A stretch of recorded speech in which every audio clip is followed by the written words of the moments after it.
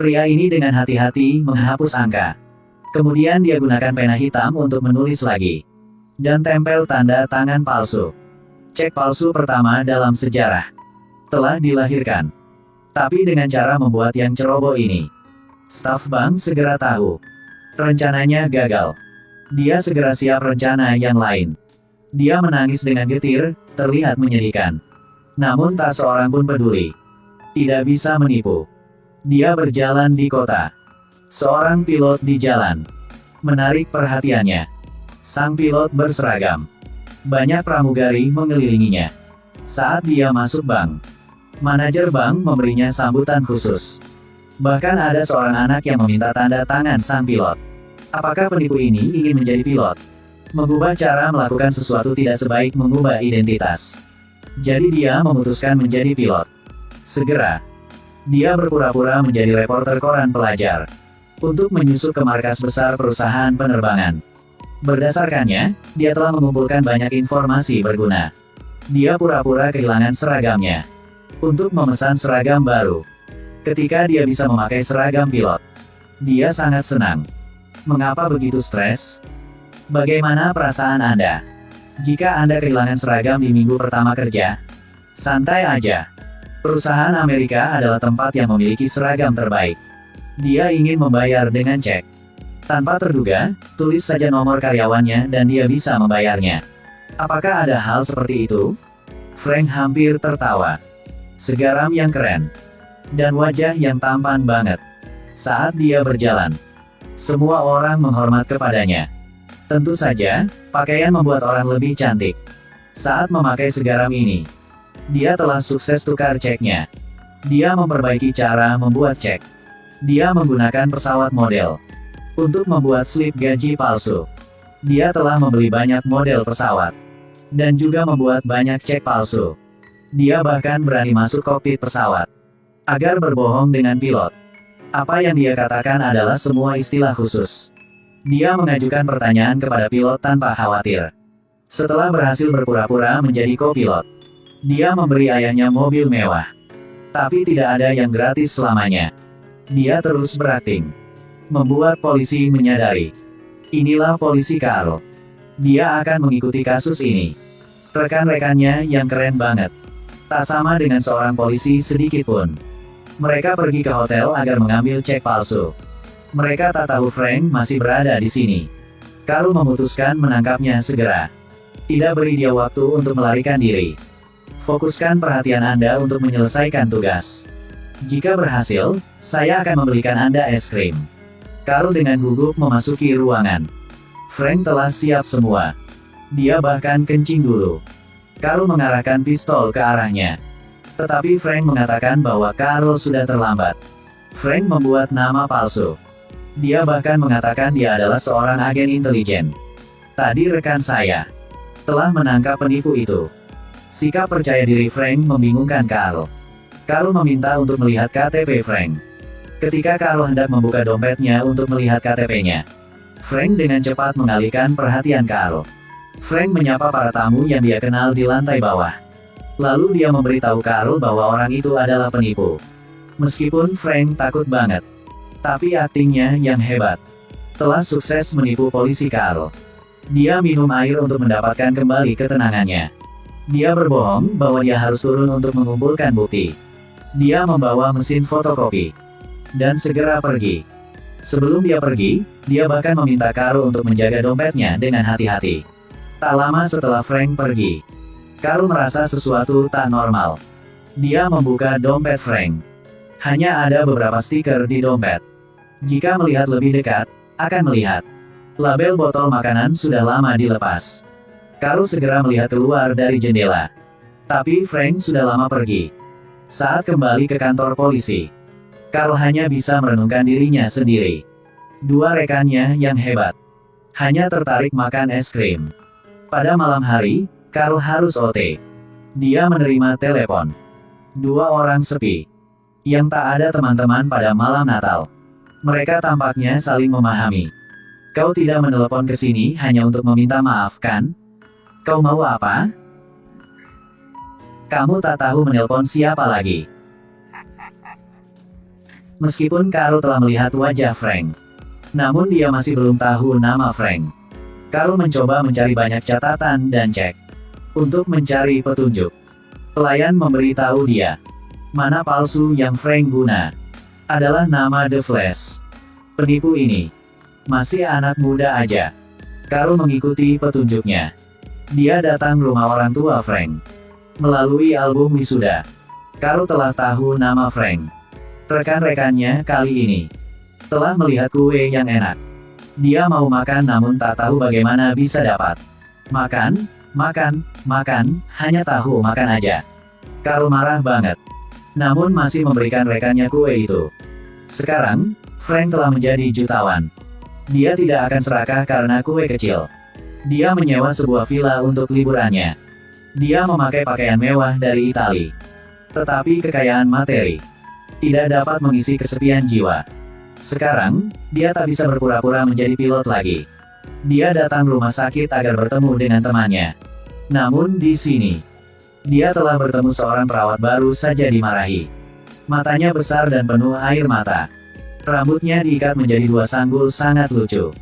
Apakah ini cinta pada pandangan pertama? Frank mulai berbohong, membuat perawat senang kembali. Lihat senyum manisnya. Frank telah langsung mengatakan, "Aku adalah dokter." Dia memalsukan surat keterangan dokter, memalsukan tingkatan akademisnya.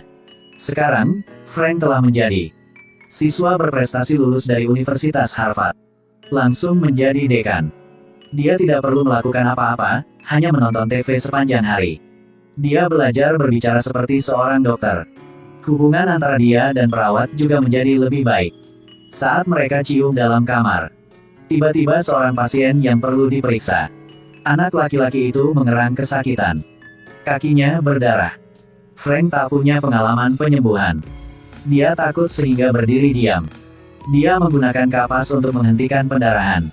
Langsung ke mulutnya. Dia berpura-pura tenang. Tanya dokter magang di sebelahnya. "Apakah kamu setuju?" Dokter magang bingung banget. "Setuju apa?"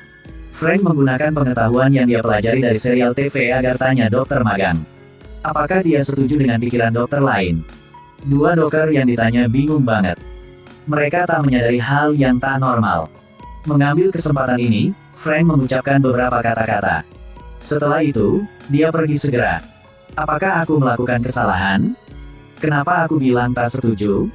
Frank masuk WC, dia muntah terus. Dia takut darah banget. Kenapa bisa menjadi dokter? Dia lebih baik jadi pengacara. Setidaknya lebih mudah dipahami. Ayah sang perawat Brenda adalah seorang pengacara lokal yang terkenal. Meskipun dia merasa Frank sedikit aneh. Selama putrinya mencintainya, itu sudah cukup. Itu juga ide yang bagus untuk menjadikannya seorang pengacara. Ada orang memimpin. Frank dengan mudah lulus ujian. Dia menjadi jaksa. Frank sedang berada di puncak kehidupannya. Pada hari pernikahannya, Carl berdasarkan surat yang Frank kirim kepada ayahnya untuk mencari alamat Frank. Pada upacara pernikahannya, Carl melakukan penangkapan. Cahaya langsung menyinari rumah. Segera menarik perhatian Frank. Dia menarik Brenda ke lantai atas. Dia tanya apakah Brenda benar-benar cintanya. Dia berbicara kebenaran dengan Brenda. Mereka berjanji 2 hari lagi, mereka akan bertemu di bandara. Sebelum dia pergi, Brenda tanya, "Nama asli kamu siapa?" "Frank William Abagnale Jr." Saat Carl masuk kamar, hanya Brenda di sana aja. 2 hari kemudian, seperti yang dijanjikan dia tiba di bandara. Setelah pengamatan yang cermat, dia menyadari bahwa banyak polisi sedang berada di sini. Mereka berpura-pura menjadi wisatawan dan tukang reparasi listrik. Mereka bahkan menggunakan teropong. Meskipun dia kecewa banget. Namun kalau mau melarikan diri, dia harus masuk bandara. Bandara ini penuh dengan jebakan. Bagaimana dia bisa lepas? Dia masih punya cara. Dia berbicara di depan aula universitas. Perusahaan penerbangan sedang rekrut dari kelompok mahasiswa. Dia pilih 8 gadis paling cantik. Dia membiarkan mereka memakai seragam pramugari untuk menutupi mata polisi. Saat 8 gadis rambut kuning Yang cantik banget. Berjalan di bandara. Tak seorang pun tak tertarik. Frank berpura-pura menjadi pilot. Dia bersembunyi di belakang gadis-gadis untuk melewati bea cukai. Menghilang kesempatan punya keluarga sendiri. Dia menjadi seorang bos. Dalam waktu singkat, ia melakukan perjalanan ke banyak negara di seluruh dunia untuk menipu. Polisi mungkin tak tahu melakukan apa. Cara Frank membuat cek palsu. Terlalu profesional. Carl menemukan seorang ahli. Agar minta dia memeriksa. Setelah memeriksa cek itu, ahli terkejut banget. Kecuali pabrik negeri. Tak seorang pun bisa membuat cek seperti ini. Kecuali dia menggunakan printer lama. Hanya begitu dia baru bisa membuat cek ini. Namun hanya sedikit negara yang punya printer ini aja. Salah satunya adalah kampung halaman Frank. Carl tidak membuang-buang energi. Dia telah menemukan pabrik Frank. Melihat Carl datang, Frank tak melari. Merry Christmas. Akhirnya kita telah tahu bagaimana ada orang yang menemani pada hari Natal. Setiap Natal, aku selalu berbicara denganmu. Memakai pakaianmu, kamu telah ditangkap. Frank menantang. Dia tak berpura-pura lagi. Dia telah menghilang semua. Frank hanya punya uang aja. Dia sangat kesepian. Dengan seorang yang tak punya keluarga seperti Carl, dia sangat bersimpati dengan Frank. Saat dengar di luar ada 20 polisi, Frank hanya tertawa aja. Dia telah tak percaya pada siapapun. Lihat cincin kawin Carl. Frank menyalahkan Carl karena berbohong padanya. Carl berbicara dengannya secara serius. Dia telah bercerai, sekarang tidak lagi memiliki keluarga. Frank mulai takut. Frank tak mau percaya pada kata-kata yang tak berarti dari polisi. Dia mengambil ceknya dan melari. Dunia ini penuh dengan bohong. Dia juga terdiri dari kebohongan. Semua yang dia dapatkan adalah penipuan. Akan selalu ada hari di mana penipu jujur. Carl dengan serius memperingatkannya. Kalau kamu keluar pintu ini, kamu akan ditangkap segera. Apakah benar?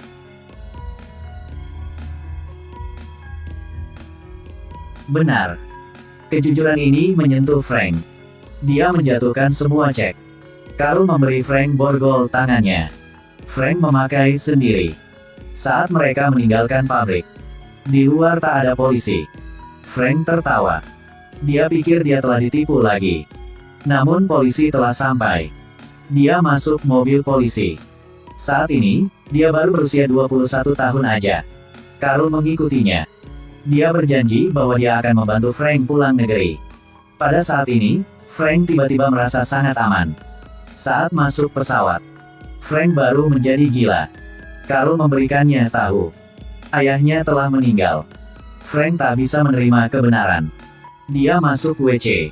Semua orang di pesawat bisa dengar. Dia patah hati terus-menerus membenturkan tangannya ke dinding. Dia ingat masa lalu yang baik ketika dia tinggal bersama orang tuanya. Dia membuat keputusan yang mengejutkan. Dia melarikan diri dari pesawat. Saat Carl menyadari, WC sudah kosong. Bagaimana seseorang bisa menghilang di WC pesawat? Dia melihat sekrup di lantai. Pesawatnya mendarat sekarang. Ternyata, Frank mengikuti selokan untuk melarikan diri. Sehari Natal lagi. Kebun ini dihiaskan indah banget. Frank telah sampai rumah baru ibunya. Dia hanya mau bertemu dengan ibunya sekali lagi. Saat ini, seorang gadis kecil muncul. Dia punya mata yang besar. Dia tersenyum dengan pria di depannya. Dia adalah anak ibunya dengan lelaki lain. Ternyata, semua tak bisa kembali. Frank kecewa banget.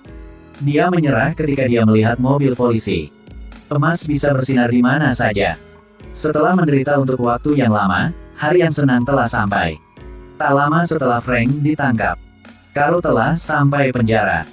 Baru-baru ini ada penipu yang mengkhususkan diri dalam pemalsuan cek. Membuat polisi khawatir banget. Frank adalah ahli pada bidang ini. Melewati kaca, Frank bisa tahu pekerjaan penipu itu.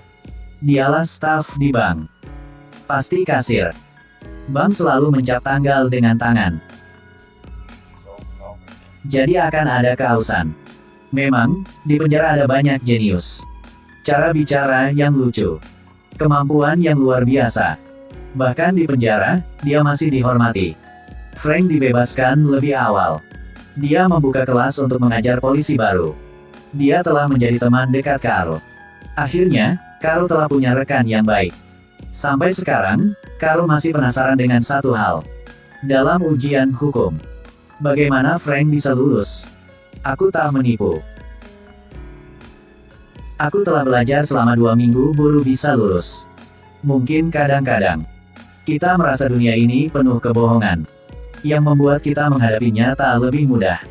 Namun kebohongan akan menjadi penjara.